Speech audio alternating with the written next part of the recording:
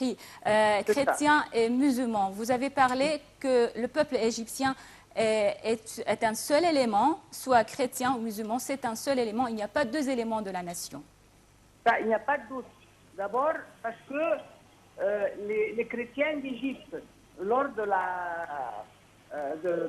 l'islam, la venance de l'islam en Égypte, ce sont eux qui se sont convertis en musulmans. Donc, il n'y a pas un autre peuple. Ce n'est pas un peuple qui a été importé. Ça, c'est historiquement. Deuxièmement, je donne pour preuve ce que nous vivons aujourd'hui, dans nos temps. Nous avons l'Égypte entière à pleurer le vendredi dernier et l'Égypte entière a pleuré dimanche, hier. Donc, n'importe quel mal qui atteint les chrétiens ou les musulmans en Égypte, c'est un mal qui atteint et qui frappe l'Égypte même. Nous sommes un seul peuple et comme je le dis toujours, moi je peux parier à n'importe quelle somme si on peut choisir deux Égyptiens, un chrétien et un musulman de chaque gouvernorat du Caire et que n'importe qui puisse déchiffrer qui est le chrétien et qui est le musulman. Nous sommes un seul peuple malgré la méchanceté de nos ennemis, parce qu'il faut le dire, parce qu'ils sont ennemis de l'Égypte. Je veux seulement aussi dire aux téléspectateurs que quand nous sommes entrés en guerre avec plusieurs puissances, et dernièrement Israël en 67, il n'y a pas eu une seule fois où les agresseurs ont demandé un tri entre les Égyptiens, les chrétiens là et les musulmans là. Ils nous ont frappés en tant qu'Égyptiens. Et notre sang a coulé sur le sable du Sinaï, chrétiens et musulmans, en tant qu'Égyptiens. Voilà.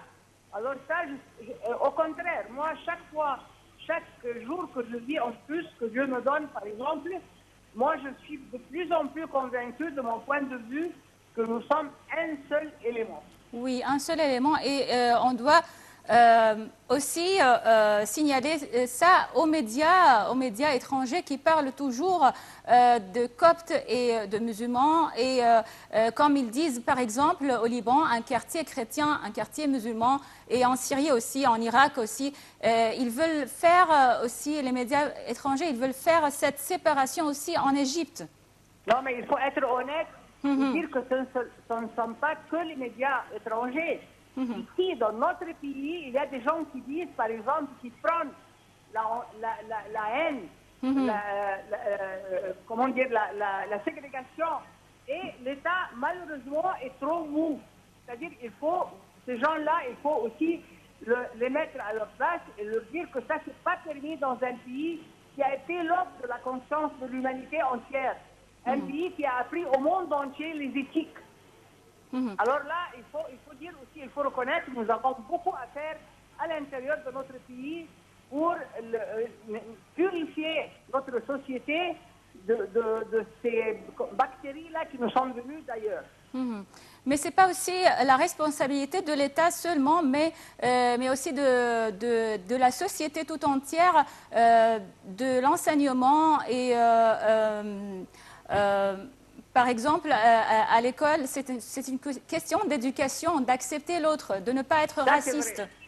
Ça, c'est vrai, parce que ça a commencé dernièrement, dans les dernières décennies, là, depuis que le président Sadat, il faut être franc, a dit « je suis un président musulman d'un État musulman », et c'est lui qui a vraiment fait appel à ces gens-là qui sont venus et qui ont essayé de changer la société égyptienne.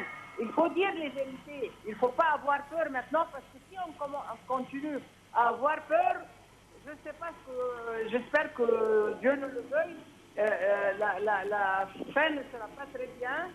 Nous, maintenant, nous devons défendre notre patrie. Parce que la religion, c'est une relation entre l'être humain et le Créateur. Mais la patrie, c'est la patrie de tous. Oui, bien sûr. Même les athées, ils sont là. On ne va pas les chasser. Et puis, ce n'est pas notre tâche de voir qui est croyant et qui n'est pas croyant. Voilà, parce qu'on ne peut pas être à la place du bon Dieu. Oui, c'est ça le problème, qu'il y a des gens qui se prennent pour des juges et qui... Non, pour Dieu. Ils Oui. se prennent pour Dieu. Oui, le juge, c'est le grand Dieu, bien sûr. Alors, merci beaucoup, Madame Farida Choubechi, grande journaliste et écrivaine égyptienne. Merci pour ces propos. Et on arrive ainsi à la fin de cette émission de Égypte à la une émission semi-hebdomadaire qui vous présente tout ce qui s'est passé en Égypte durant les derniers jours.